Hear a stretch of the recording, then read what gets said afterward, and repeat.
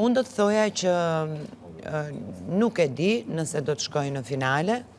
Unë jam përpjekur të bëj një lojë fair, të tregoj veten time, me gjithë ngjyrat e mia. Jam munduar që të tregoj hyggertën që është edhe jashtë, edhe këtu brenda. Megjithatë, duke qenë se nuk kemi asnjë lloj sinjali, asnjë lloj informacioni se çfarë ndodh jashtë, unë nuk e di se sa kam arritur ta transmetoj. Megjithatë, përderisa jam deri këtu, kam përshtypjen që edhe publiku e ka kuptuar hyggertën, edhe falenderoj për çdo votë që më ka dërguar. Do doja shumë patjetër që të shkoja në finale, sepse fundja të gjithë për këtë arsye kemi ardhur. Ky është qëllimi, të arrijmë sa më lart, të tregojmë veten tonë deri në fund.